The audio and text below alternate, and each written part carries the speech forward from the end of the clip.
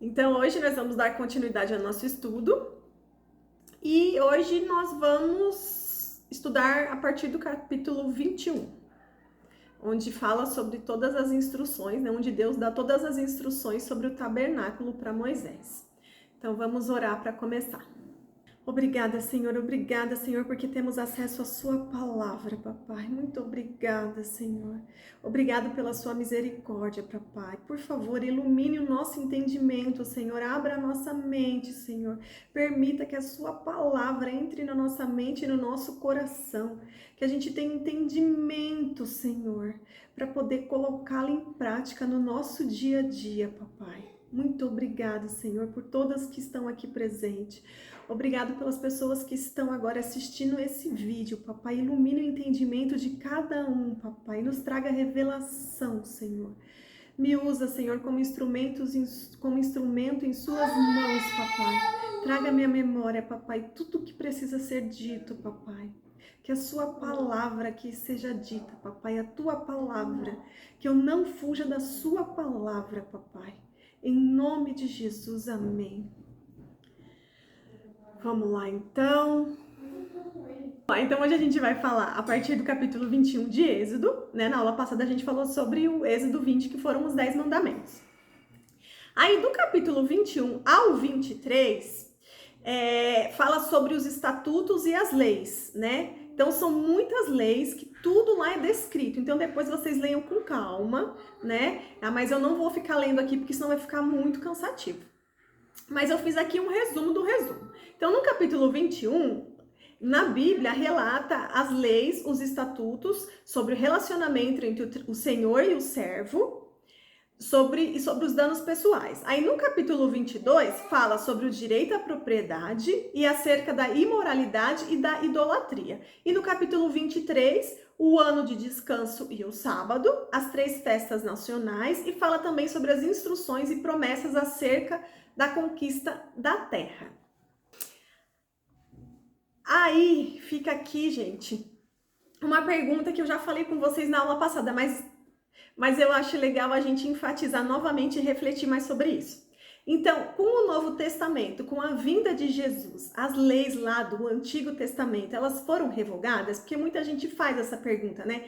Porque aquelas leis, elas foram feitas de acordo com aquela época, né? Era um momento ali que eles viviam, era uma cultura, era aquela época de muitos anos atrás, né? Era a realidade que eles viviam ali. Que, por exemplo, se vocês forem ler, vocês vão ver que tem algumas coisas que não se aplicam pra gente, né? Porque eram detalhes, Deus foi muito cuidadoso, né? E ele passou ali para Moisés sobre tudo, as leis falavam sobre tudo, sobre bois, sobre tudo que eles viviam naquela cultura deles, né? E na realidade deles, porque ali eles viviam no meio agrícola, né? Era diferente do meio urbano hoje onde a gente vive. Mas essas leis não foram revogadas. Entende? Quando Jesus desce lá do céu, né, e vem como um ser humano de carne e osso, né, o próprio Deus, ele veio aqui na terra, né, passar pelas mesmas coisas que a gente passa para mostrar pra gente que é possível, para deixar o legado, o exemplo pra gente, né? E quando Jesus veio, ele mesmo fala, né, lá em Mateus capítulo 5, versículo 17, não pense que eu vim para abolir a lei de Moisés ou escritos dos profetas.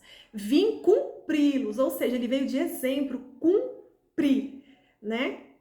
E na época de Jesus, no Novo Testamento, né, já se passaram vários anos da época lá de Moisés, né? Mas eles ainda viviam numa situação bem diferente do que a gente vive hoje. E além de não revogar, Jesus dificultou mais ainda. Aí eu peguei só um exemplo aqui para a gente poder refletir. Então, lá no 7º mandamento diz, não adulterarás. Lá no capítulo 20, versículo 14, diz, não adulterará. E quando Jesus vem, olha o que ele fala em Mateus 5, 28.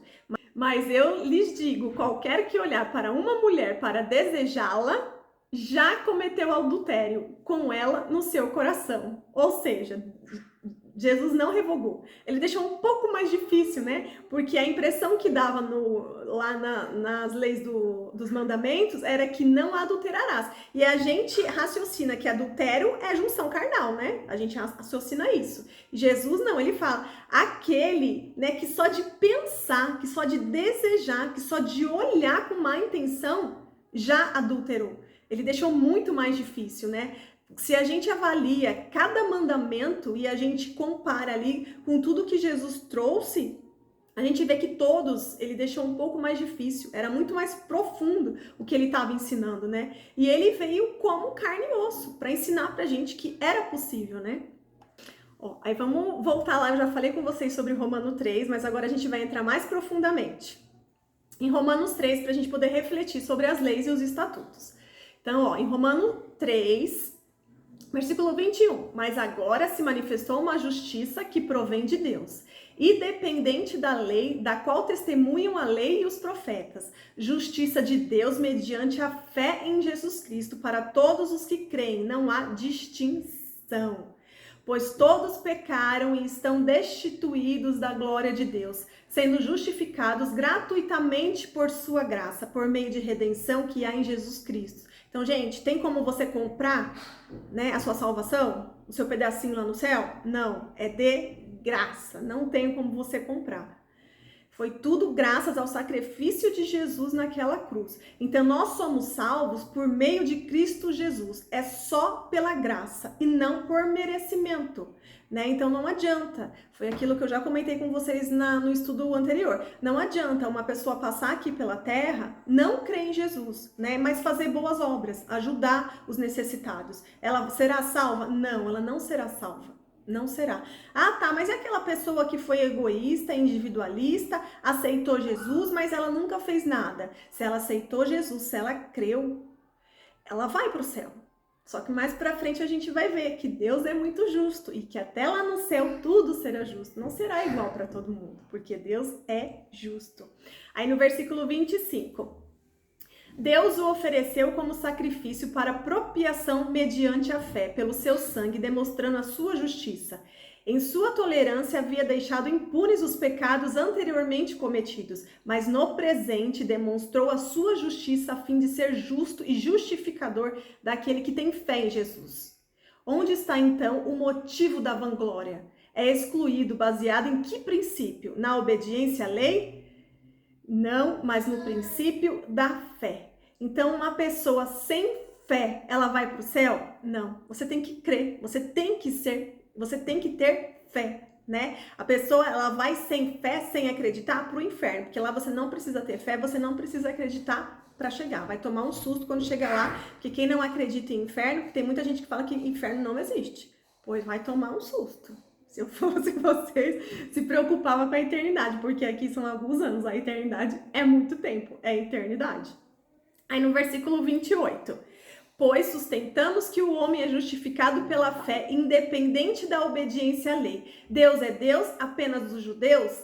Ele não é também o Deus dos gentios? Sim, e glória a Deus, né? Glória a Deus, por causa do sacrifício de Jesus, fomos adotados e também pertencemos, também temos direito à herança, porque Deus, Abba, é o nosso Pai, então nós temos direito à herança. Que herança que é essa?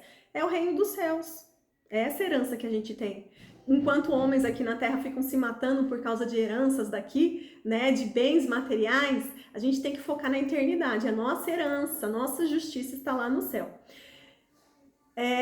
Versículo 30, visto que existe um só Deus que pela fé justificará os circuncisos e os incircuncisos, porque lembra da aliança da circuncisão? Então, gente, depois de Jesus não tem mais circuncisão. Teve algumas coisas diferentes, né, que a gente vai estudando e a gente vai avaliando. Então, hoje em dia, se fala, precisa fazer a circuncisão porque eu aprendi lá quando eu estudei na Bíblia. Não, não precisa, tá bom? Pelo amor de Deus, não precisa mais fazer circuncisão. Isso é lá no Antigo Testamento. Então, se somos salvos pela graça e não pelas leis, então eu não preciso seguir as leis, né? Porque até agora o que a gente refletiu lá em Romanos 3 era que eu não precisava seguir as leis, eu não precisava fazer obras para ser salvo. Eu simplesmente preciso crer em Jesus como meu único Senhor e Salvador, certo? Então, eu não preciso seguir a lei. Aí, olha o que fala no versículo 31, em Romanos 3. Anulamos, então, a lei pela fé? Era a pergunta que fizeram, do mesmo jeito que eu acabei agora de perguntar. E lá tem a resposta, de maneira nenhuma, pelo contrário, confirmamos a lei. Ou seja, a lei não é o caminho da salvação. para a salvação, mas é a nossa expressão de gratidão, de santificação. Ou seja, Jesus fez o que fez, né? Era o plano perfeito de Deus. E na cruz do Calvário, certo? Aconteceu. E nós fomos salvos, porque lá ele pagou pelos nossos pecados, os nossos, não pelos dele, porque ele não tinha pecado, ele era santo aqui na terra. Entende? Então, o mínimo que a gente pode fazer por gratidão é obedecer às leis de Deus.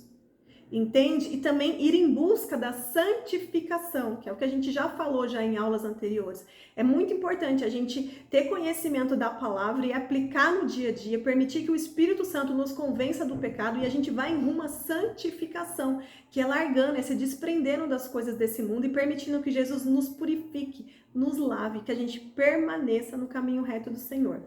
A lei, então olha só, a lei nos manda a Cristo para justificação, né? Porque através de Jesus fomos justificados, e Cristo nos manda de volta para a lei, para a santificação, entende? Então você é justificado por Cristo Jesus, certo? Você é livre por Cristo Jesus, mas ele nos manda de volta para a lei, mas vocês sigam a lei como forma de gratidão, porque através das leis que você vai passar pelo processo de santificação. Aí eu até coloquei aqui o significado de justificação, ato jurídico da parte de Deus em que ele declara como justos homens injustos. Quem são esses homens injustos? Eu, você, todos nós, porque nós somos injustos. Peca aquele homem que acha que não é pecador e que não é injusto. Pega aquele homem que acha que sabe de tudo e tá certo em tudo. Não, você é pecador. Aceita. Aceita e entra no processo de santificação. Por causa dos méritos de seu filho. Então, isso é justificação. Então, adianta viver o falso evangélico onde Deus ama você e seus pecados? Deus ama os nossos pecados? Não, Deus ama o pecador, né? Mas ele não ama os nossos pecados. E isso que a gente tem que ter consciência de largar e seguir as leis, né? Para entrar no processo, permanecer no processo de santificação, até que ele volte, ou então até que a gente morra nessa terra e vá para o reino dos céus. Lá em João, capítulo 8, versículo 11. Ninguém, Senhor, disse ela, declarou Jesus. Eu também não a condeno. Agora vá e abandone sua vida de pecado. Essa aqui está na versão NVI. Esse versículo que eu coloquei é quando as pessoas queriam apedrejar a adúltera. Lembram lá no Novo Testamento que tem essa passagem? Onde as pessoas queriam apedrejar porque a moça traiu seu marido, né? E aí levaram lá para fora, porque antigamente eles faziam a justiça dessa forma e iam apedrejá-la até a morte. Mas daí Jesus interviu, né? E ele falou, quem que nunca pecou que atire a primeira pedra, né? E quem foi que atirou? Ninguém, né? Mas Jesus disse para ela, Jesus não falou para ela, olha, então tá bom, você tá perdoado e vai e pode continuar pecando. Porque eu amo seus pecados. Foi isso que Jesus falou? Não. Jesus falou, vá e não peques mais, né? Ele deixou bem claro, você está perdoada, mas não peque mais, não volte lá para o lugar do pecado, né? Então nós fugimos das leis e corremos para os braços de Jesus, né? Porque Jesus é amor, Deus é amor, então eu vou fugir da lei porque é muito difícil e vou para Jesus, né? Porque Jesus vai me abraçar e vai me acolher. Mas daí Jesus nos diz para a gente voltar para as leis, como perdoado e justificado, mas que não tem jeito. A gente tem que obedecer às regras e às leis. Assim, o Evangelho confirma a necessidade da lei, mostrando que somos pecadores e que precisamos confessar os nossos pecados. Eu não sei se vocês já assistiram filmes, mas tem alguns filmes tipo de suspense, meio de terror. Eu não gosto muito de filme de terror, mas alguns assim que são bíblicos, eu gosto de assistir para poder entender o contexto, né? Que eles pegam bastante... colocam em prática vários versículos da Bíblia. E tem alguns filmes de exorcistas que mostram que quando, né, o padre, o pastor, ele vai expulsar o demônio, ele tem que estar em santidade, porque senão ele não vai ter autoridade, né? A gente tem autoridade em Cristo Jesus. Jesus nos deixou isso, né? A autoridade. Mas, então qualquer um, né? Qualquer um que estiver adulterando, que estiver fazendo coisas que não deve, que estiver roubando, que não estiver pagando imposto direito, que estiver furando fila, que estiver fazendo as coisas que não deve. Ele vai ter autoridade? Muitas das vezes não. O demônio vai rir da cara dele e vai jogar na cara dele os pecados dele. Vai dizer, você não pode fazer nada comigo, você não tem poder porque você está traindo a sua mulher. Quem é você para vir querer me expulsar? O demônio, ele fala exatamente assim, entende? Então, para ter autoridade de Cristo Jesus, você tem que estar em santificação, né? E nos filmes mostram os exorcistas, quando eles não estão em santificação, quando eles não confessaram os seus pecados, aí mostra bem essa parte de confessar pecado, porque tem que confessar. Então eu sou santo e eu não peco. Peca. Mesmo no processo de santificação, você vai pecar, você vai passar pelas provas, pelo deserto, vai escorregar, vai reprovar, você vai pecar. E aí que é a importância de você confessar, porque quando você confessa o pecado, quando você traz à luz o seu pecado, Satanás não tem mais poder sobre você. Você errou, mas você confessou. Você não escondeu, você não justificou o seu pecado, entende? Você assumiu, você disse, verbalizou. Então, já era, entendeu? Jesus perdoa. E ali você entra no processo de santificação. Entende? E aí sim você tem autoridade. Se você tem um relacionamento com Deus, se você estuda a palavra, se você vai em busca da santificação, se você confessa os seus pecados, você tem autoridade em Cristo Jesus, né? Não é as pessoas. Olha o poder que a pessoa tem. Não, ela não tem poder nenhum. Ela não tem poder. Ela tem poder em Cristo Jesus. É em nome de Jesus, entende? E as pessoas que fazem serviço para as trevas, né? Do lado do satanismo, elas também não têm poder. O poder ali que está dado a elas são dos demônios, né? Que a gente vê muito isso, certo? São dos demônios. Mas os demônios, eles lhe concedem poder, só que depois eles cobram. Eles sempre querem alguma coisa em troca, né? Nada de graça. Jesus não. A única coisa que Jesus nos pede é que a gente reconheça o sacrifício dele na cruz, é que a gente obedeça as leis, porque assim estaremos no processo de santificação, que a gente tenha um relacionamento com ele, com o Abba, né, e que a gente possa ser templo do Espírito Santo. Ele não pede nada em troca, ele não pede dinheiro em troca, ele não pede sacrifício nenhum de sangue em troca, porque isso é no Velho Testamento, no Antigo Testamento, não tem mais no Novo Testamento. Entendem? Por isso que é tão importante estudar a palavra, né? Porque muita gente às vezes faz bobagem, né? Porque padece por falta de conhecimento. É importante estudar e entender a palavra. Em Mateus 5, versículo 19. Todo aquele que desobedecer a um desses mandamentos, ainda que dos menores, e ensinar os outros a fazerem o mesmo, ou seja, além de você desobedecer, você incentiva os outros. Tem problema isso aqui não, pode fazer isso aqui, que todo mundo faz.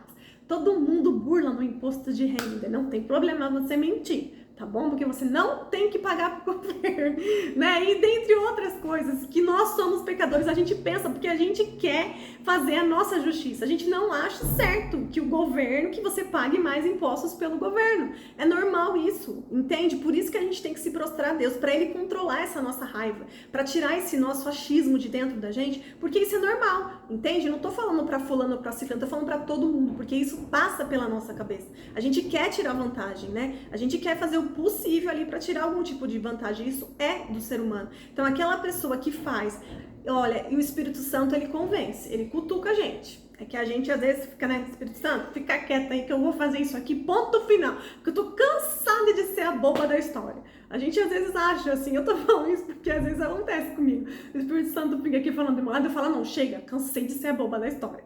Mas a gente tem que vencer isso, entende? A gente tem que lembrar do que Jesus fez pela gente. Então, aquele que faz coisa errada e ainda induz os outros a fazerem, será chamado de menor no reino dos céus. Mas todos aquele que praticar e ensinar estes mandamentos será chamado grande no reino dos céus. Ou seja, essas duas pessoas estarão no céu. Elas aceitaram Jesus, elas vão ao céu. Só que lá, entende? Será o menor no reino dos céus e será a eternidade. E aquele que fizer o que é certo e ainda incentivar as pessoas a fazerem o que é certo, será chamado de grande no reino dos céus. Então, aquela pessoa que busca status aqui na terra, entende? Que busca sempre querer estar em evidência, sempre quer se aparecer, sempre quer ser reconhecida, entende? E aí, às vezes, isso faz mal para as emoções da pessoa. A gente tem que aprender a controlar isso. A gente tem que orar e pedir para Deus, Deus, que eu diminua e que o Senhor cresça, Senhor. Tire esse meu orgulho, essa minha vaidade, papai, que caia tudo por terra em nome de Jesus. É só com oração, gente. Porque é difícil, nós somos os pecadores, né? E esse mundo é do maligno. Nós somos influenciados e bombardeados diariamente, né? Por todas essas ideias aí que a gente tem de tirar vantagem, de a gente querer estar em evidência, da gente querer ser o mais bonito, da gente querer, sabe, ter algo mais bonito. A gente tem isso. Por isso que tem que ficar ali, ó, com Deus. Porque se você distrair um pouquinho, se afastar um pouquinho, o inimigo vem, pega a brechinha que você deixou e trabalha em você, entende? E você tá distraído e acaba caindo. Então imagina, gente, certo? Essas pessoas estão salvas. Mas lá nos céus será diferente, entende? Lá Deus é justo. Então aquelas pessoas que fizeram o que é certo aqui, lá no céu ela será chamada de grande. E aquele que não fez, tudo bem, entrou no céu, certo? Aceitou Cristo Jesus, foi batizado, fez tudo certinho, vai entrar no céu. Mas Deus é justo e lá será o menor no reino dos céus, não será tudo igual, não. Ó, então eu coloquei aqui algo pra gente refletir. Levando em consideração, outra coisa que é legal também baseado nesse assunto que a gente tá aqui conversando. Levando em consideração que o ladrão da cruz, por reconhecer, por crer em Jesus, foi pro céu, por que devemos ser obedientes a Deus? Ó, vamos lembrar essa passagem. Em Lucas, capítulo 23, versículo 39.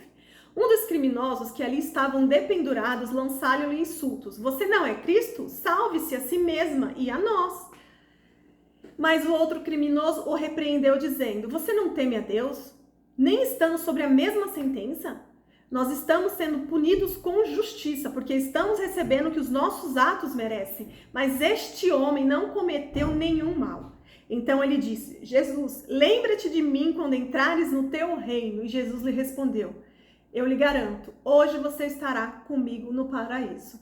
Baseado nesse versículo, a gente crê que realmente um ladrão que estava na cruz, ele estava ali pagando pelos seus pecados. Jesus não, ele era santo, ele estava ali injustamente, mas porque tudo aquilo fazia parte do plano de Deus, ele precisava passar por aquilo.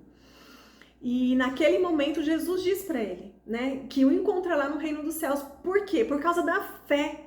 Porque ele creu em Cristo Jesus. Ele creu que aquele homem era santo, não era pecador igual ele, que era um ladrão. Né? Ele creu. E baseado naquilo, a gente sabe que as pessoas, né, também. As pessoas que fazem as coisas erradas, mas que têm fé, que crê em Cristo Jesus, ela entrará no paraíso. Mas foi aquilo que eu acabei de falar. Não será tudo igual, porque Deus é justo.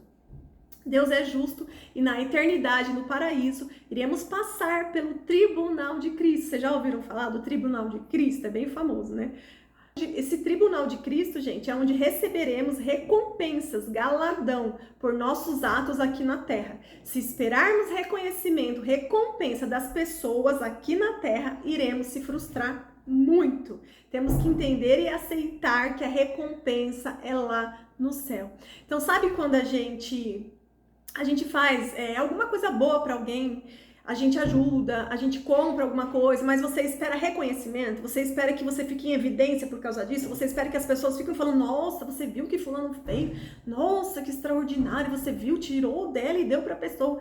Gente, a gente não tem que buscar reconhecimento na terra, né? A gente tem que fazer com uma mão e nem a outra precisa ver. A gente tem que fazer, entende? Porque a gente tem compaixão, porque a gente tem empatia, e porque a gente pode ajudar, a gente tem o que dar para aquela pessoa naquele momento, sabe? E não é só de bem material, às vezes é uma palavra. Se você está se enchendo da palavra de Deus e você vê alguém que precisa, solta a palavra, porque às vezes ela arde aqui dentro, o Espírito Santo está te incomodando e você fica segurando. Solta. Entende? Às vezes é aquilo que a pessoa precisa, ela não precisa de nada que o dinheiro compre, nada de material, ela só precisa dar uma palavra de Deus. Então, tudo aquilo que a gente fizer aqui, gente, a gente não tem que esperar reconhecimento das pessoas. A gente vai se frustrar todas as vezes. A gente tem que controlar isso na gente, a gente tem que dominar as nossas emoções e não permitir que as emoções nos dominem. E a gente tem que pedir para Deus, Deus, purifica meu coração, Senhor. Tenha misericórdia, papai.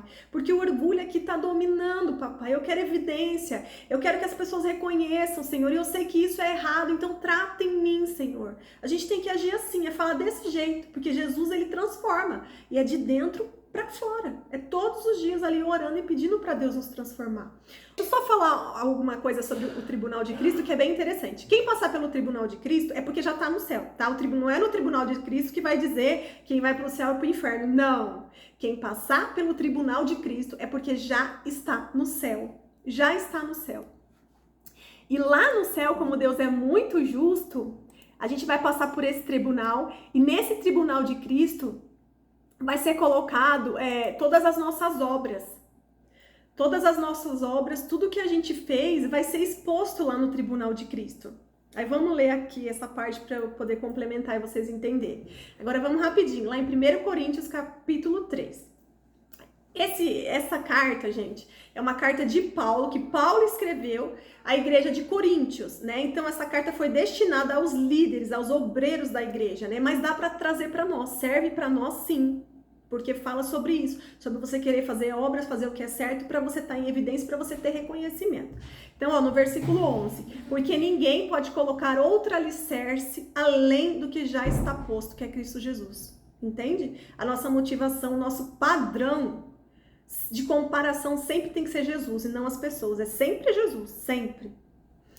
Nada pode ser construído fora do alicerce que é Jesus. Nada. A glória é toda de Deus e o fundamento precisa ser Jesus Cristo. Não adianta ficar idolatrando o líder de igreja, pai, mãe, filho.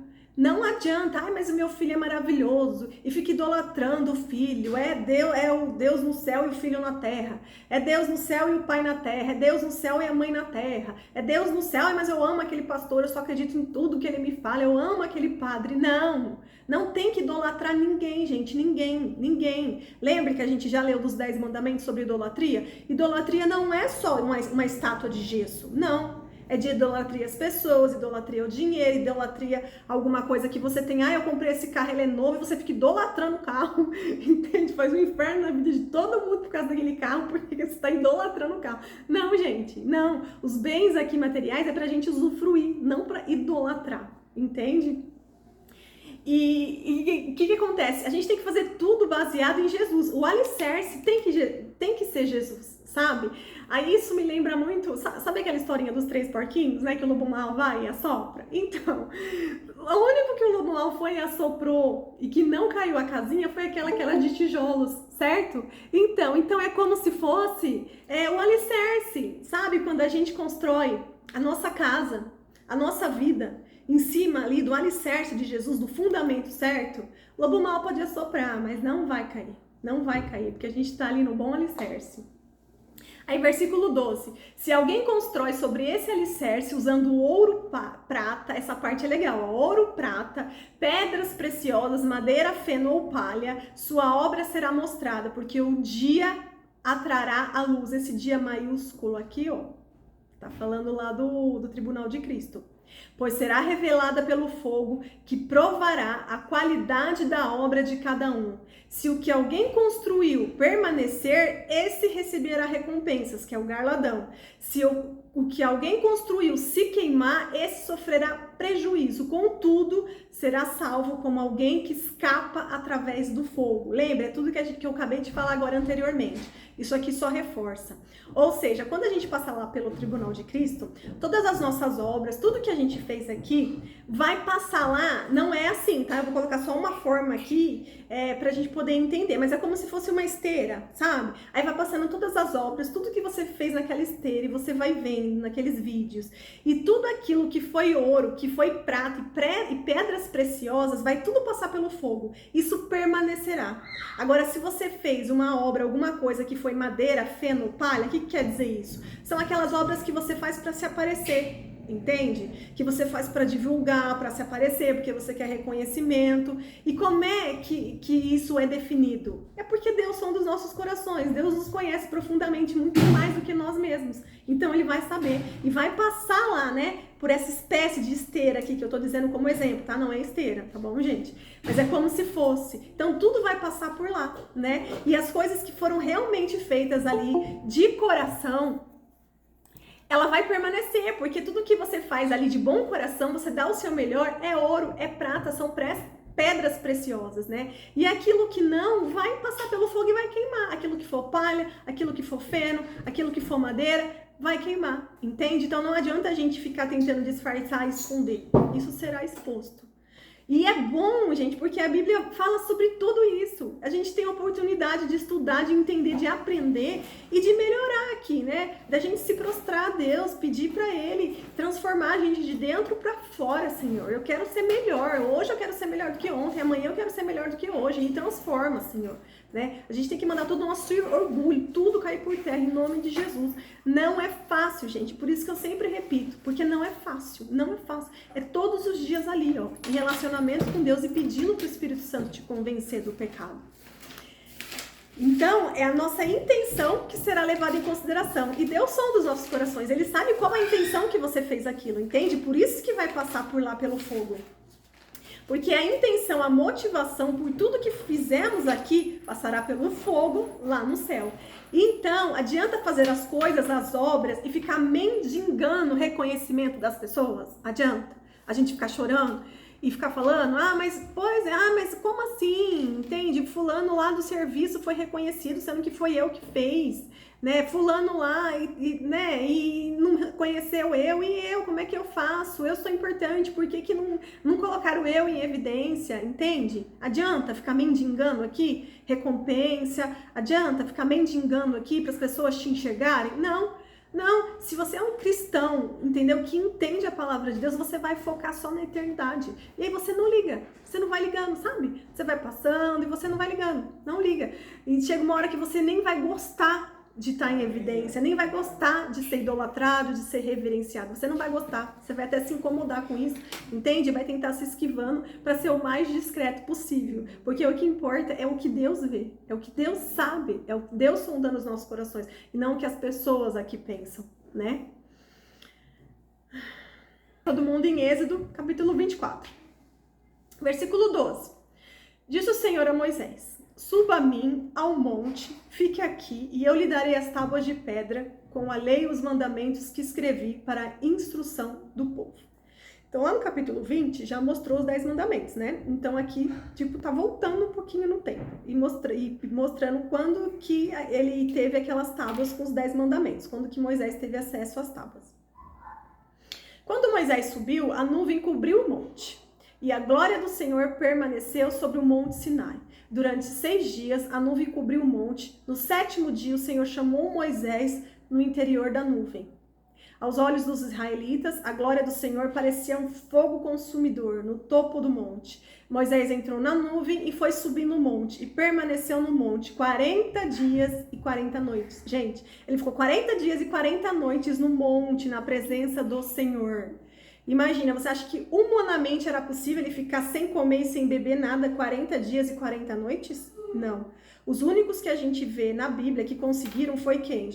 Jesus, né? Porque ele passou 40 dias no deserto, Elias e Moisés. Só pode ser, gente, na presença de Deus. É Deus que fortalece, porque humanamente isso seria impossível.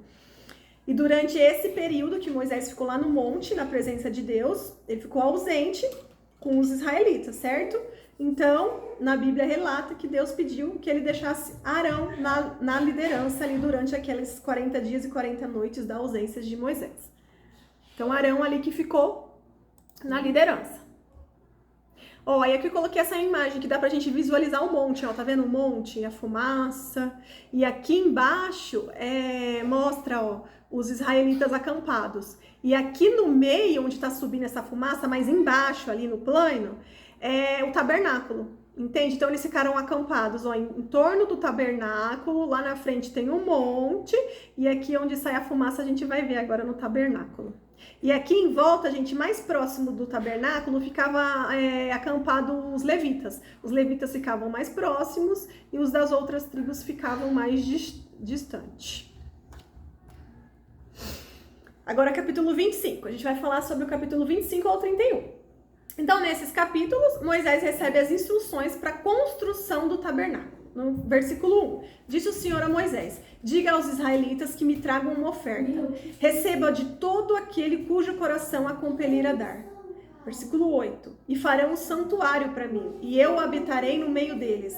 Façam tudo o que eu lhe mostrar, conforme o modelo do tabernáculo e de cada utensílio. Então, Moisés ele vai receber todas as instruções, todos os detalhes, tudo. Deus vai passar para ele para que esse tabernáculo possa ser construído. E isso foi uma ordem de Deus, não foi Moisés que inventou de construir um tabernáculo. Foi Deus que passou essa ordem para ele. Ó, gente, isso daí é uma imagem do tabernáculo. Ó, aí vocês podem ver que as paredes, assim, de volta, né, que fecham o tabernáculo, elas eram feitas não era de tijolos, era de tecido branco, né? E essas vigas eram de madeira de acácia. Todos os detalhes, tudo, Moisés fez conforme Deus instruiu. Ali na frente tem uma porta, né? Que é a porta de entrada. Ela só tinha uma única porta, que é a porta de entrada. Ó. Igual a gente aqui, a gente só tem uma única porta pro céu. Uma, que é Jesus. Jesus é a nossa porta. Não existe outra porta. Não existe nenhum outro intercessor ou intercessora da gente para Deus. Não tem, gente. É só Jesus. E isso é muito mais fácil, né? Porque pensa, você não precisa fazer nenhum ritual, você não precisa fazer nada, você não precisa fazer simpatia, você não precisa fazer nada dessas coisas. Não, a nossa única porta é Jesus. Pensa, é muito mais fácil. Entende? É só permanecer no relacionamento. Ele nos limpa, ele nos purifica. Ele é o caminho, a verdade e a vida. Ninguém vai ao Pai se não for por Jesus. Ali é a entrada. A entrada também, essa porta era feita com tecidos, né? Tinham 3 cores. É púrpura, que era roxo, o azul e o vermelho, que algumas bíblias estão escrito escarlate ou carmosim, alguma coisa assim. E ali é a porta onde entrava, aí lá dentro, aquela parte onde está saindo fogo, né? Era o altar de sacrifício. Ali dentro, todos que andavam ali dentro eram só os sacerdotes, não era permitido outras pessoas transitarem por ali. E lá no fundo, né, onde tem aquela, tipo uma casinha, né, uma tenda toda fechada, que tá subindo a fumaça, aí lá dentro é dentro do tabernáculo. Então aí fora, onde tem essa fumaça, onde era o altar de sacrifício, é como se fosse o quintal, né? Vamos dizer assim, pra gente poder entender. Como se fosse o quintal, entende? Um muro, né, que fecha ali todo esse terreno, e lá dentro era o tabernáculo. Vamos para as outras fotos. Aqui é uma visão de cima. De cima, ó, mostra, né? Aí tirou a parte da cobertura lá do tabernáculo, aí mostra pra gente, ó. Vocês podem ver que todo esse douradinho ali dentro, né, desse retângulo onde é o tabernáculo, é ouro, era tudo revestido com ouro. Ouro puro, né? Que era como se fosse um espelho. Ó, aí aqui eu vou explicar pra vocês os itens que tem lá no tabernáculo. Então, a gente visualizou, né, ali aquela imagem, depois a segunda que era por cima. E isso daqui, gente, mostra mais na mesma ordem que as coisas estão lá dentro. E também faz mais ou menos o formato de cruz, não faz mais ou menos, faz o formato de cruz, né, que nos faz lembrar o quê? De Jesus. Ó, então aqui, o primeiro, começando de baixo pra cima. O primeiro, que é lá na entrada, que é onde estava saindo fogo. Lembra que eu mostrei lá na imagem que estava saindo fogo? Esse daqui é o altar de sacrifício. Ele era revestido por bronze, é onde fazia o sacrifício dos animais, né? Tipo uma churrasqueira, onde queimava ali o sacrifício. Aí mais pra cima é a bacia pia, que servia para purificar as mãos e os pés, né? Tinha essa regra. Antes de entrar, você tinha que se limpar, você tinha que se purificar. Aí, acima disso, né, do seu lado, acho que do lado de vocês também, tá o esquerdo, né, é o candelabro, né, então ele era feito de ouro maciço e ele era todo junto, era uma peça só, ele não era montado em peças, ele era uma peça só, né, e ali representa, gente, ali no meio, né, em um dos braços, que são 7 braços, né, um ali no meio representa Jesus, né, que ele é o meio que sustenta todos os outros, né, e brilha na plenitude do poder das 7 manifestações do Espírito. A gente vê o significado lá em Isaías capítulo 11, depois vocês vão lá e leiam, eu não vou ler agora porque senão não vai dar tempo, tá bom? E esse candelabro, eles colocavam azeite para ficar acendendo, né, e acendia, e eles colocaram azeite, o azeite era o mais puro azeite, era o azeite puro mesmo, que tirava ali, era o virgem, né, que era extraído da azeitona. Aí do lado do candelabro, que fica aí no meio, né, que é o altar do incenso, né, onde a oração sobe para Deus, né, isso representava o incenso, aquele cheiro, gente, eram umas ervas, uns cheiros, assim, que eu acho que devia ser maravilhoso. Eu, como gosto muito de cheiro, sou muito olfativa, eu acredito que era um cheiro maravilhoso, né. E só o sacerdote, ele ficava ali diante daquele altar para orar. E a oração subia, né? Aquela fumacinha, aquele cheiro subia para o céu. Aí em cima agora, em cima, essa primeira imagem é a Arca da Aliança, né? É o Santíssimo Lugar. Lembra que eu mandei um louvor hoje para vocês? Santos dos Santos. É o Santíssimo Lugar. É a arca onde ficava a Arca da Aliança. Então ela era feita de madeira e era revestida de ouro por dentro e por fora. E ela tinha uma tampa, essa parte de cima é uma tampa onde ficava um anjo prostrado, um de frente para o outro. Eram 2 anjos que ficavam. E era uma tampa, essa tampa abria. Aí depois no vídeo 3D a gente vai poder visualizar isso. Aí agora do lado direito era a mesa com o pão da proposição. Aí eu coloquei até essa figura embaixo que mostra melhor, né? Era uma mesa onde ficavam 6 pães de um lado e 6 pães do outro. Isso representava as 12 tribos de Israel. E no meio ficava o vinho. Ó, essa daqui eram as roupas dos sumos sacerdotes. Essa daqui, azul colorida, era do sumo sacerdote e dos outros eram dos sacerdotes, né? Somente os sacerdotes podiam transitar pelo tabernáculo e só o sumo sacerdote poderia acessar o Santíssimo Lugar, que é aquela última parte onde ficava a Arca da Aliança. Essa imagem que eu coloquei, gente, é do véu se rasgando. Eu não sei se vocês já ouviram os louvores que mostram, né, que o véu se rasgou. Se rasgou, o que quer dizer isso? Essa cortina lá que separava essa parte da Arca da Aliança, ela era muito grossa. É feito com tecido, era tudo muito caprichado e era muito grosso. Humanamente era possível, assim, rasgar. Não tinha como rasgar, entende? Mas quando foi consumado, quando Jesus naquela cruz, entende? Obedeceu a Deus e o plano ali foi tudo feito certinho como Deus tinha planejado. Naquele momento, o véu se rasgou. Gente, quando o véu se rasgou no Novo Testamento, não era lá no tabernáculo de Moisés, né? Porque já tinham passado muitos e muitos anos. Depois do tabernáculo de Moisés, que era móvel, né? Eles iam andando, imagina, eles tinham que desmontar e montar várias vezes, porque toda vez que eles caminhavam, eles tinham que levar tudo junto, desmontar e montar. Quando o véu se rasgou, já estava na época, gente, que o tabernáculo era quando Herodes reconstruiu, né? Porque depois o Salomão construiu o templo, ele foi destruído lá quando houve a invasão da Babilônia, né? Do Nabucodonosor. E aí depois ele foi reconstruído por Herodes. Então era a época de Herodes, né? O véu foi rasgado naquela época. Ó, em Mateus capítulo 27, versículo 51. Naquele momento, o véu do santuário rasgou-se em 2 partes, do alto para cima. A terra tremeu e as rochas se partiram. Por causa do pecado, o homem foi separado de Deus, entende? Por isso que tinha lá um lugar separado nessa época de Moisés. Só o sumo sacerdote poderia entrar ali, porque a glória de Deus estava ali. Ou qualquer outra pessoa que entrasse ali, ela morreria. Ela não suportaria e morreria, né? Mas Jesus pagou por nossos pecados e o véu que separava o lugar ali, o Santíssimo, que tinha acesso a Deus, não separa mais. Não existe mais esse véu, ele foi rasgado. E nós podemos entrar no Santo dos Santos, na presença de Deus. Olha que privilégio, gente. Nós podemos entrar na presença de Deus, no Santo dos Santos. Se a gente se pegar firme na palavra, se a gente tiver um relacionamento com Deus constante, a gente entra no Santo dos Santos. E como diz o louvor, quem entra no Santo dos Santos não quer sair, não consegue sair, porque depois que você tiver experiências com Deus, você não quer ir para outro lugar, nada mais te satisfaz, não quer sair desse lugar. Gente, eu vou colocar, deixa eu ver aqui quanto tempo que falta, 12 minutos, vai dar tempo, o vídeo é de 2 minutos, é bem legal esse vídeo que dá pra vocês entenderem tudo que eu fui falando aqui, vocês vão conseguir captar e visualizar por esse vídeo, é rapidinho, é 2 ou 3 minutos, é um vídeo 3D que mostra o tabernáculo, tá bom? Deixa eu colocar ele aqui, o tabernáculo tá lá no meio, essas são todas, né, o acampamento, onde eles ficavam acampados, e essas aqui, essas tendas brancas eram onde os levitas ficavam, né, que eles eram os sacerdotes, lembra? Então aqui eles ficavam mais próximos, né, do tabernáculo. Ó, vai mostrar lá, vai chegando perto. Tudo lá no deserto, na areia, né? Ó, essa daqui é a porta, era a entrada, né? É feita também de tecido.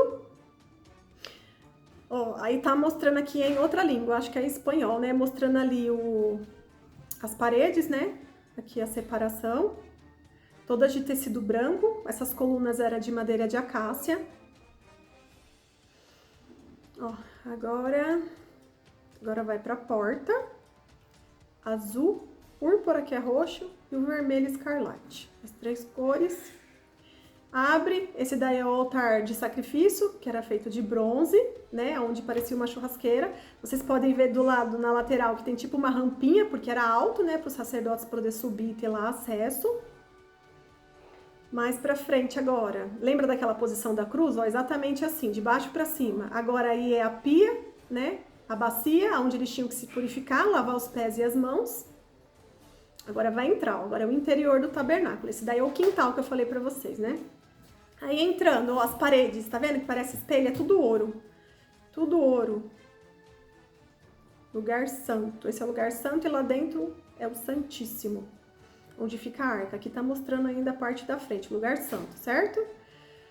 Então, deixa eu ver qual que ele vai focar. Ele vai focar no candelabro. Algumas bíblias estão escrito menorá, que é o mesmo. Tá vendo ali que colocava azeite, né? E aí pegava fogo, como se fosse vela.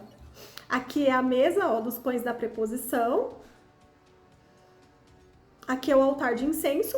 Lembra naquela figura que eu mostrei de cruz? Exatamente assim, ó. Onde colocava o incenso, aquele aroma maravilhoso, subia para os céus. E aqui onde os sacerdotes, os sumos sacerdotes faziam as orações. Aqui tá entrando agora no Santo dos Santos, no Santíssimo Lugar. Aí lá dentro tem o que? A Arca da Aliança. E tudo é revestido com ouro, ó. Parece um espelho. Tudo revestido com ouro. Ó, essa daí de cima é a tampa, tinha uma tampa, né? Onde os anjos, um querubim ficava prostrado, os dois se prostravam perante Deus e as asas se encostavam, né? Eles fechavam assim a tampa. A Arca da Aliança. Olha, vai abrir a tampa. Olha a glória. Aí dentro tem a vara de Arão. A vara dele floresceu, porque a gente vai ler, eu acho que a gente vai ler ainda essa parte, né? Onde ele foi escolhido como sumo sacerdote, porque a vara dele que floresceu. As tábuas da lei, né? Onde o próprio Deus escreveu com o dedo dele.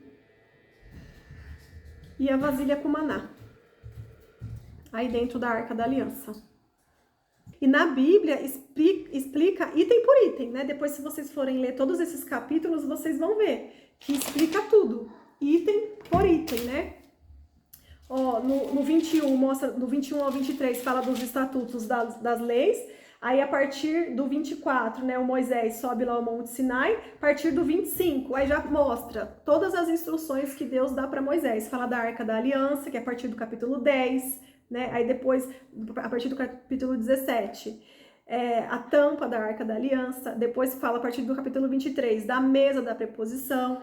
Então, todos esses capítulos, todos, até o 31, até o 31, fala sobre as instruções sobre a construção do tabernáculo, né? E lá em Hebreus também tem uma passagem que mostra que Deus mostrou para Moisés, né? Deus deu uma visão para Moisés do céu, né? Que lá em cima no céu também tem um tabernáculo. E Deus deu essa visão e aí ele conseguiu visualizar e entender melhor ainda as instruções de Deus para poder, né, junto com todo mundo ali, construir o tabernáculo.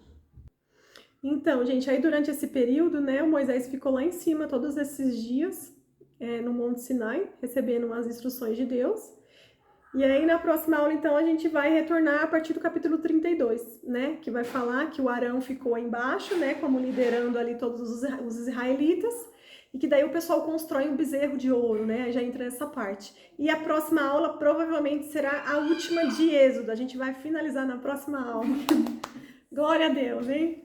E aí depois a gente vai entrar no próximo livro da Bíblia, que é Levíticos, né? Aí eu vou estudar um pouco, vou preparar e aí a gente vai entrar logo na sequência. Tá bom? Alguém quer falar mais alguma coisa? Então, tá bom. Então vamos orar para finalizar? Obrigada, Senhor. Obrigada por esse momento, papai. Muito obrigada, Senhor. Que cada semente, papai, plantada por ti, Senhor, que essa semente frutifique, Senhor. Que ela frutifique, papai, que ela traga frutos, papai. Que todas nós, Senhor, sejamos instrumentos em suas mãos, papai, que a gente entenda a sua palavra, Senhor, que a gente proclame o evangelho, Senhor, que toda timidez, papai, que toda ansiedade, que toda insegurança, que caia por terra em nome de Jesus, papai. Queremos ver, Senhor, a sua glória, papai. Queremos entrar no ambiente da sua presença, papai. Nos convença do pecado, Espírito Santo. Nos ajude no processo de santificação. Limpa, Jesus. Lava, purifica. Glorifica, Senhor. Muito obrigado por esse momento, Senhor. Obrigada porque podemos ter acesso à sua palavra, Senhor. Muito obrigada, Senhor. Que a gente consiga colocar em prática, Senhor. Que a gente consiga, Senhor, proclamar o evangelho, fazer o que é certo, incentivar as pessoas a fazerem o que é certo, Senhor. Muito obrigada, papai, por tanta instrução, Senhor. Que em cada lar haja paz, que em todos os lares, Senhor, haja paz que excede todo entendimento, que haja alegria que não vem das circunstâncias, mas que vem de Ti, Senhor. Ilumine o nosso entendimento, Senhor, abre a nossa mente. Queremos ser, Senhor, transformados de dentro para fora, Senhor. Queremos pensar como Cristo, Senhor. Queremos agir como Cristo. Queremos enxergar, ouvir, falar como Cristo, Senhor. Nos ajude, Senhor, a calar no momento que é para a gente ficar calado, Senhor. E nos ajude, Senhor. Nos encha de força, Senhor, para que a gente fale, para que a gente não tenha vergonha nos momentos, Senhor, que a gente precisa falar, papai. Muito obrigada, Senhor, em nome de Jesus. Amém.